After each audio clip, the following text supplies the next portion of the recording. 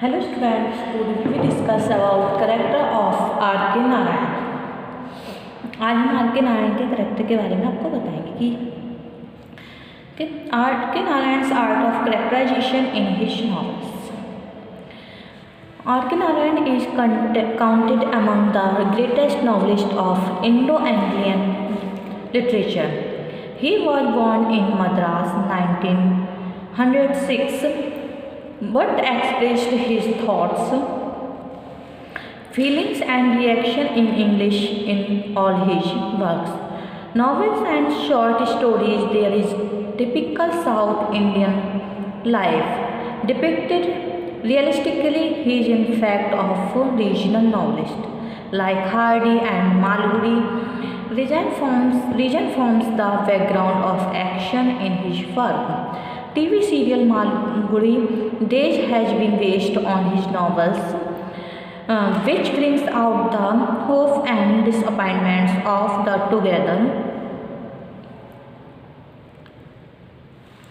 This has provided teaches humanism and universality to stories.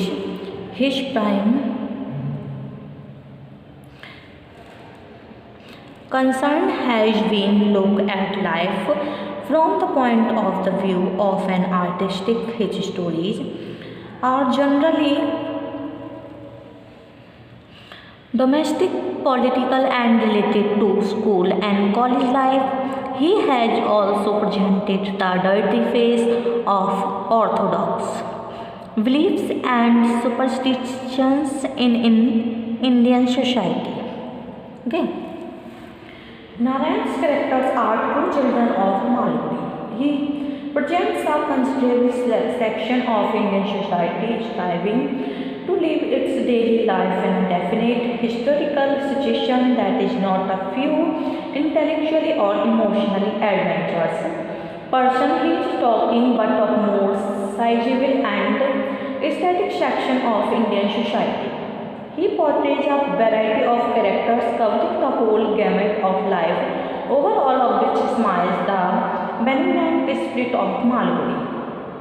The spirit of passion comedy, the spirit of peakish humor, the fantastic world of James Barrie's Peter Pan.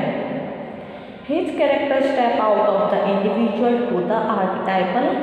Named universal level, they are not mere types, for if a characters get typical, he loses all humanity, and Narayan is never in a mood to try this costly experiment. Narayan's characters represent very facts of human nature which are neither good nor bad.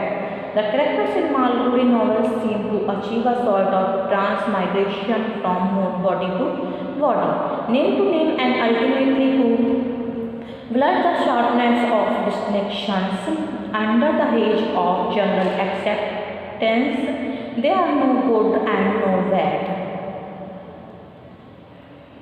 Characters in Narayan's novels, human nature is presented and interestingly and memorably. There is no overt condemnations or praise.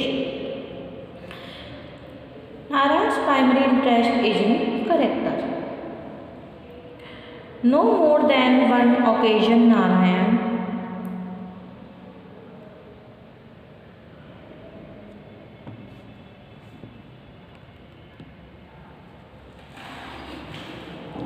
has said that his primary interest is in character.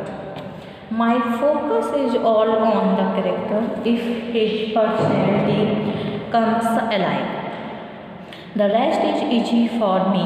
Again, one another occasion, in an interview to William Wallace, the reporter has said, my main concern is with human character, a central character from whose point of view the world is seen and who tries to get over a difficult situation or succumbs to it or fights it in his own setting.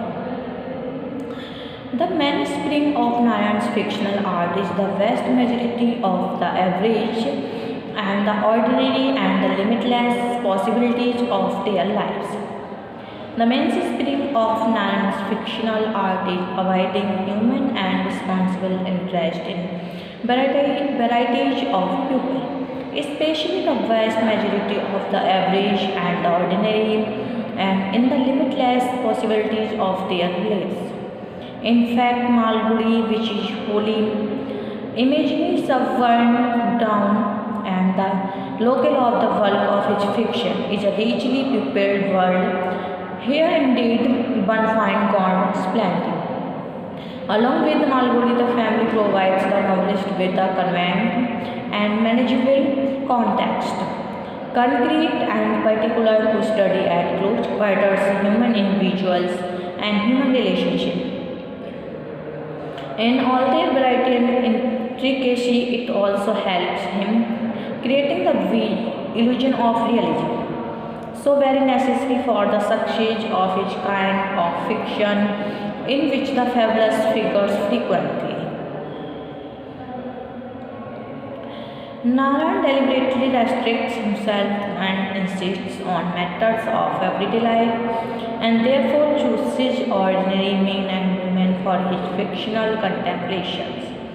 Narayan deliberately restricts himself to and insists on matters of everyday life, and therefore chooses ordinary men and women for his fictional contemplation. His protagonists are anything but outstanding. Malgudi is pupilled by average and ordinary men and women who generally belong to the middle and lower middle classes of Indian society. These he knows first hand. In fact, he himself happens to be product of middle class. Therefore, he can give an authentic and convincing account of them. Their world is the prestige or area of the creative genius, as H.N. Williams has noted. Private life, families, the ambitions, success, and frustrations of simple and Indians, usually of the lower middle class. These have provided Narayan with a plethora of subject matter.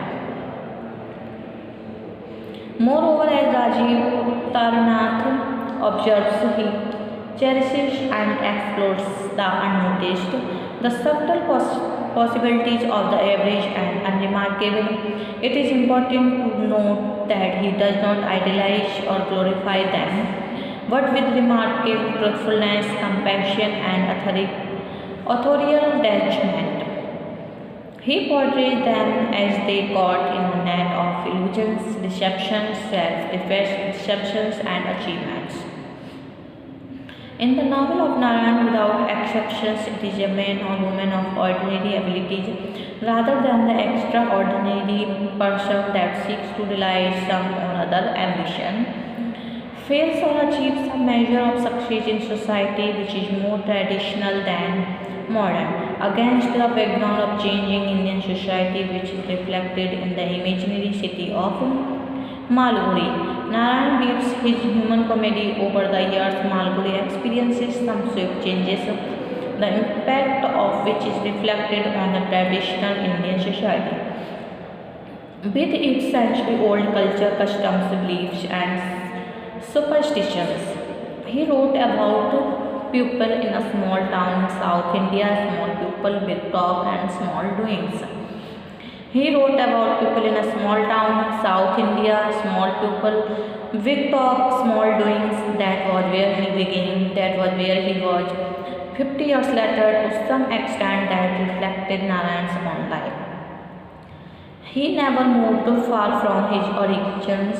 When I met him in London in 1961, he had been traveling and was about to go back to India. He told me he needed to his books and to among his characters.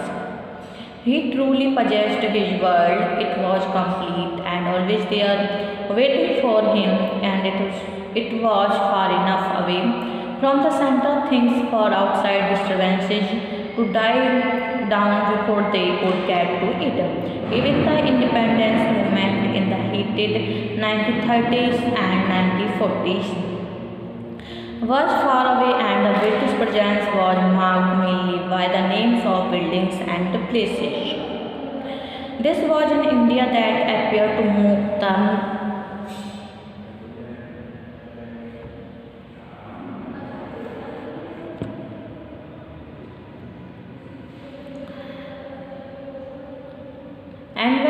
its own way. Dynasties rose and fell, palaces and mansions appeared and disappeared. The entire country went down under the fire and sword of the invader and was washed clean when Salyu overflowed its bounds, but it always had its rebirth, the growth. In this view, the fire and sword of defeat are like abstractions. There is no true suffering, and rebirth is almost magical.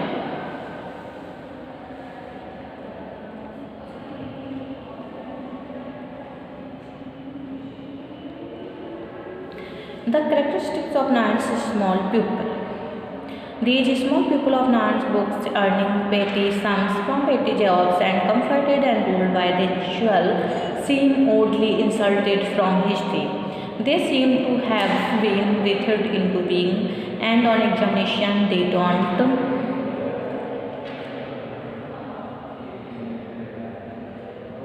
They seem withered into being. On examination they don't appear to have an ancestry.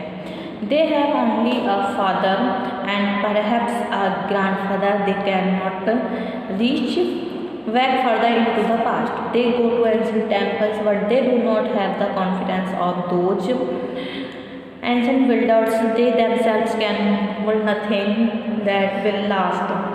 But the land is sacred and it has a past. Narayan's world is not, after all, as rooted and completed as it appears. His small